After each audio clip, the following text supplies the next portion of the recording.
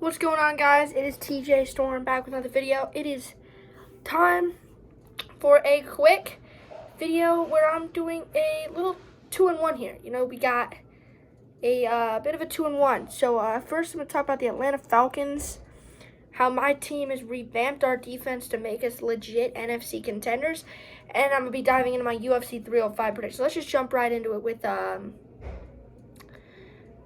the Atlanta Falcons, obviously acquiring Matthew Judon and Justin Simmons.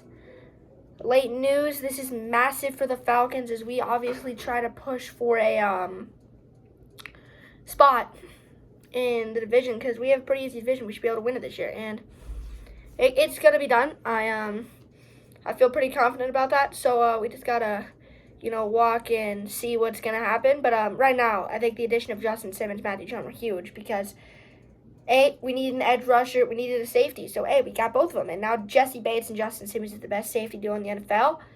Nobody's going to tell me differently. I think we have one of the best defensive playmakers in the NFL because Justin Simmons is a stud.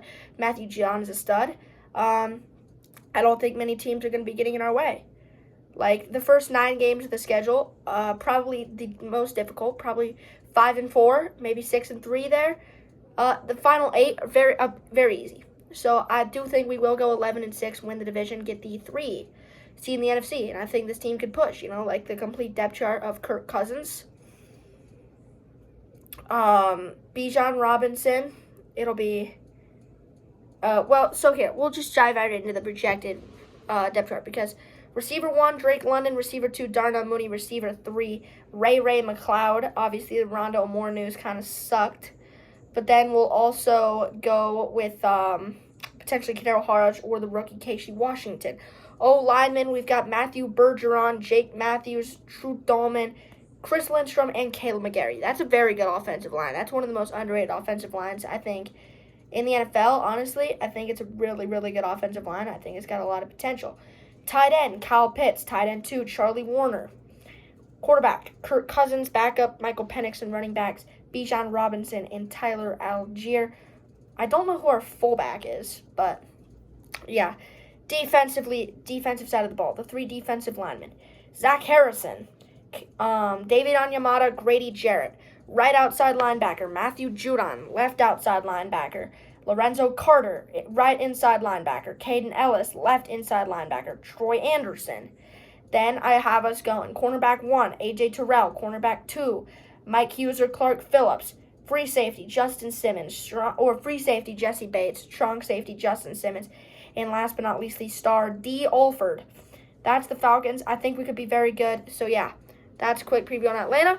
And now let's dive right into my UFC 305 official predictions.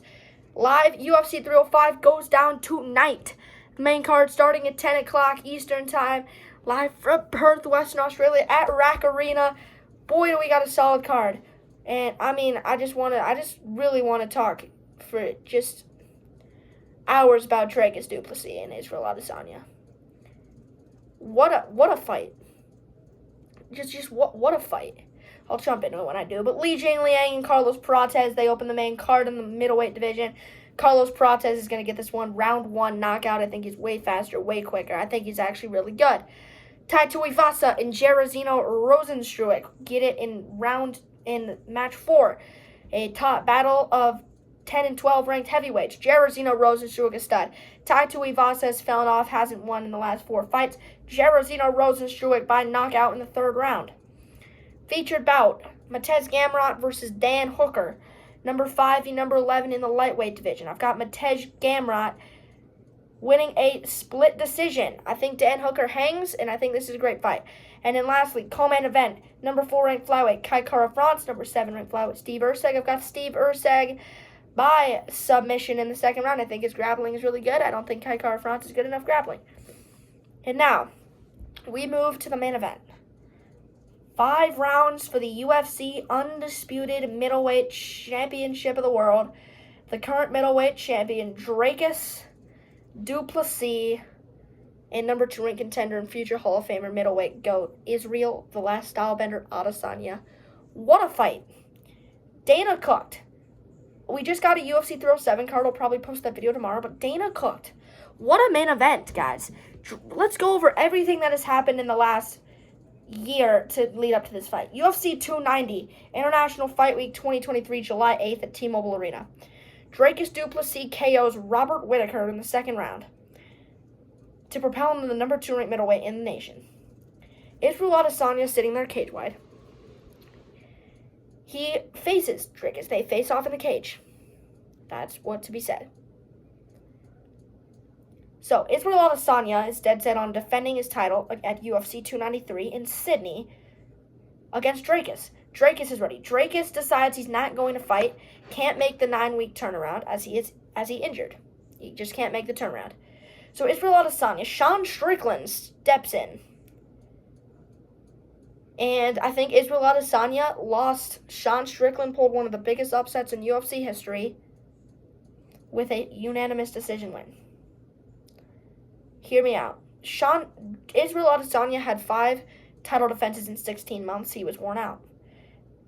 Belal Muhammad, the current welterweight champion, hadn't fought in 14 months before his matchup with Leon Edwards. Israel is doing what he can. So this is an incredible matchup. They meet up here at 305. My prediction, Dricus du Plessis. Kidding. Israel all the way. Israel Adesanya by knockout round 4. Hope to see you tonight live on ESPN Plus pay-per-view. It's du Plessis versus Adesanya.